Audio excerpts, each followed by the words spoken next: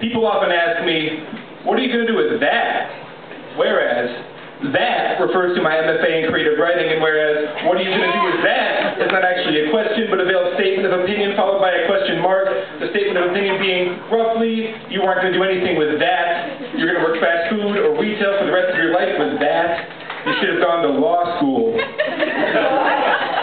Part of me wants to fight back. One of my flaws is that I avoid confrontation even at the cost of my self-respect. So what tends to happen is that I find myself just agreeing, yeah, sure, the problem with the creative writing MFA is that creative writing is a useless field of study. Apparently, which is another one of my flaws, studying useless things. As flaws go, it's pretty mild, but what I lack in quality, I make up in quantity. I can tattoo my flaws on my skin, but only if I gain 300 pounds for the extra surface area.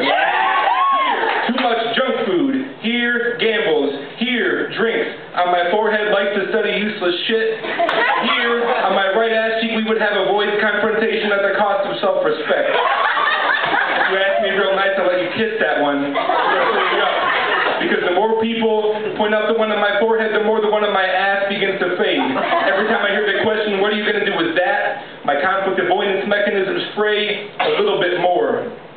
In the words roughly of Jules Winfield as played by Samuel L. Jackson, I'm a mushroom cloud laying motherfucker. Every time I hear the question, what are you going to do with that? I'm Superfly TNT. I'm the guns of the Navarone. So, keep asking and I'll tell you what I'm going to do with that.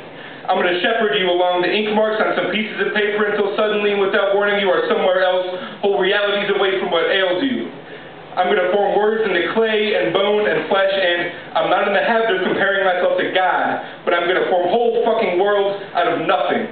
I'm going to mold language into stories like gunshots that will double you over and for the rest of your life will never leave you, like the scars of bullet wounds.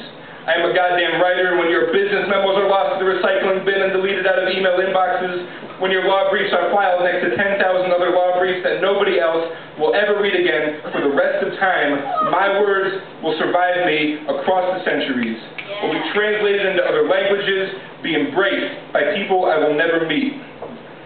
What I'm going to do is teach you.